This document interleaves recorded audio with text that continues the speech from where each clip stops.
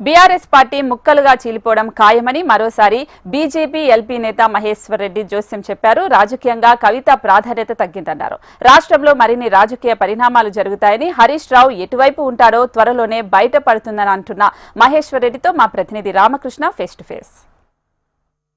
రాష్ట్రంలో ప్రస్తుతం కవిత episode ఆటాటుగా copy నడుస్తుంది. అయితే ఈ అంశాలపై మాట్లాడేందుకు మన మధ్య బీజేఎల్పీ నేత మహేశ్వర్ రెడ్డి ఉన్నారు. ఆయన అడిగి తెలుసుకుందాం. సార్, మీరే గతంలో కవితకు లెటర్ బయట పెడుతుందని చెప్పారు, బాంబు పేల్చారు. మరి ఇప్పుడు ఈ కవిత లెటర్ని ఏ విధంగా చూస్తారు?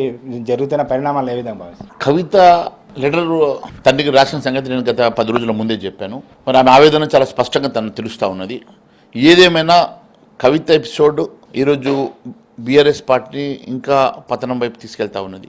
బీఆర్ఎస్ పార్టీలో ట్రబుల్ షూటర్ అని చెప్పుకునేటువంటి కేసీఆర్ గారు ఈరోజు ట్రబుల్లో పడ్డాడు. ఆయన ఇటు కొడుకును, కూతుర్ని, అల్లుడిని సంధాయించలేక, పాసిఫై చేయలేక ఈరోజు పూర్తిగా ఆయన ఫామ్ హౌస్కి పరిమితమైన సంగతి మనం కళ్ళారా చూస్తున్నాం. నేను ఈరోజు ఒకటే అడుగుతా ఉన్నా, ఆమె లెటర్లో పెట్టినటువంటి ఆవేదన ఏంది అనేది ఒకసారి మీరు ఆలోచిస్తే, ఇప్పుడు ఆమె కూడా పార్టీ కోసం కష్టపడ్డాను, పార్టీ అధికారం రావాలని చెప్పి కష్టపడ్డాను, నేను అన్నకు సమానంగా కష్టపడితే ఈరోజు అన్నకు న్యాయం, నాకు న్యాయమా, మరి నాకెందుకు మీరు పార్టీలో ప్రాధాన్యత ఇవ్వడం లేదు, నేను జైలుకు పోయి వచ్చినా నా మీద ఇంకా కక్ష సాధింపు ఏంది అని చెప్పి ఆమె చెప్తా ఉన్నది. దీన్ని బట్టి చాలా స్పష్టంగా అర్థమైంది 2 అంశాలు. ఒకటి, అవినీతి సొమ్మంతా అన్నకే ఇచ్చిండ్రు, పార్టీ పగ్గాలు అన్నకే ఇస్తా ఉన్నారు.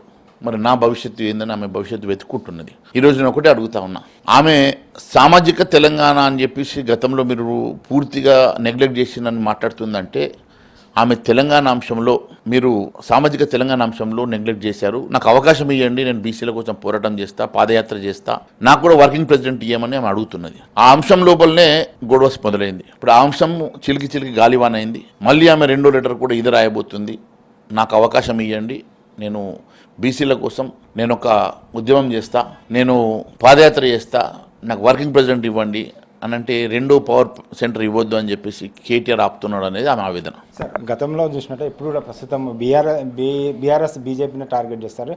అయితే ఏదైతే బీఆర్ఎస్ పార్టీ బీజేపీలో విలీనం అవుతుంది వ్యతిరేకించేందుకే అన్ని పార్టీ నుంచి బయటికి వెళ్ళగొట్టే ప్రయత్నమే ఇవన్నీ లీకులన్నీ చేస్తున్నారని కవిత ఆరోపిస్తున్నారు. దీన్ని ఏమంటారు? సరే, ఆమె ఆవేదనలో అనేకమైనటువంటి అంశాలు ఉన్నాయి, అనేకమైనటువంటి ఆరోపణలు ఉన్నాయి. ఆమె ఇవాళ కూడా కేటీఆర్ని టార్గెట్ చేస్తూ, కేటీఆర్ సోషల్ మీడియా అంతా నన్ను ఇబ్బంది పెడుతుందని ఆమె చెప్తా ఉన్నది. ఇదంతా చూస్తూ ఉంటే చాలా స్పష్టంగా ఆమె పూర్తిగా పార్టీలో సైడ్ ట్రాక్ చేశారు, సైడ్ లైన్ చేశారు, నాకు అన్యాయం జరుగుతూ ఉన్నది అని ఆమె చెప్తా ఉన్నది. సరే, అది ఏమి చేసినా ఏమైనా పార్టీ టీఆర్ఎస్ పార్టీ పతనం వైపు నడుస్తూ ఉన్నది, టీఆర్ఎస్ పార్టీ చీలిక దిశగా నడుస్తూ ఉన్నది. టీఆర్ఎస్ పార్టీ 2గా జీలుతుందా, 3గా జీలుతుందా సమయం చెప్తుంది. అంటే పార్టీలో ఏ విషయాలన్నింటి ఏదైతే ఉందో ఆ పార్టీ కాంగ్రెస్ వాళ్ళు కూడా మధ్య బీజేపీ బీఆర్ఎస్ ఏదైతే ఒకటని చెప్పామో అదే ఇప్పుడు వాస్తవం. కవిత లెటర్ ద్వారా అదే చెప్తున్నారు, బీఆర్ఎస్ కూడా అదే చెప్తున్నాను. చూడు, కాంగ్రెస్ ఏది మాట్లాడిందో ఈరోజు కవిత కూడా అదే మాట్లాడుతూ ఉన్నది. కాంగ్రెస్ పార్టీ చెప్పిన అంశాలే ఈరోజు ఈమె ప్రయత్నం చేస్తూ ఉన్నదంటే ఈమె వెనుక ఎవరున్నారో అనేది స్పష్టమవుతున్నది.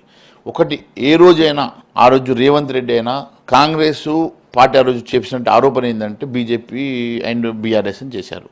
అదే లైన్ మళ్ళీ తీసుకుని ఈమెతో మాట్లాడిస్తూ ఉన్నారు. ఎవరు ఎన్ని మాట్లాడినా బీజేపీకి బీఆర్ఎస్ తోటి కలిసి పోటీ చేసే ఆలోచన లేదు, అలాంటి ఆలోచన ఏ రోజు చేయలేదు, చేయబోదు.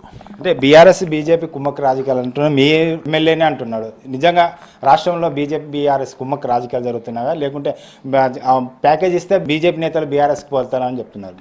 చూడండి, ఒక్క విషయం చెప్తా ఉన్నాను, కవిత గారు ఎన్ని మాట్లాడినా, కవిత ఏ రకంగా ఆరోపణలు చేసినా, కవిత ఆవేదన, కవిత ఆలోచన, ఆమెకు టీఆర్ఎస్ పార్టీలో ప్రాధాన్యత లేదని, ప్రాధాన్యత ఇవ్వడం లేదని, ప్రాధాన్యతను తగ్గిస్తున్నారని, పగ్గాలన్నీ కూడా అన్నకే ఇస్తున్నారు, ఆస్తులన్నీ అన్నకే ఇస్తూ ఉన్నారు, పూర్తిగా మరి దాంట్లో నేను సెకండ్ సిటిజన్ లాగా ఉండాల్సి వస్తున్నది, ఎట్టి పరిస్థితుల్లో నేను ఎవరి కిందనో పనిచేసే అవసరం నాకు లేదు, నేను ఇండిపెండెంట్గా నాకు తండ్రి లక్షణాలు వచ్చినాయి, ఇండిపెండెంట్గా ఉంటాను అని చెప్పి ఆమె చెప్పదలుచుకుందంటే చాలా స్పష్టంగా ఆమె పార్టీని చీల్చే దశగానే పయనిస్తాం. సార్, గతంలో మీరు చెప్పారు హరీష్ రావుకి కవిత ఒకే వైపు ఉంటారని. ఇప్పుడు హరీష్ రావు ఎటువైపు ఉంటుంది? అది మళ్ళీ చెప్తా, ఎపిసోడ్ అంతా ఒకసారి చెప్తే ఎట్లా?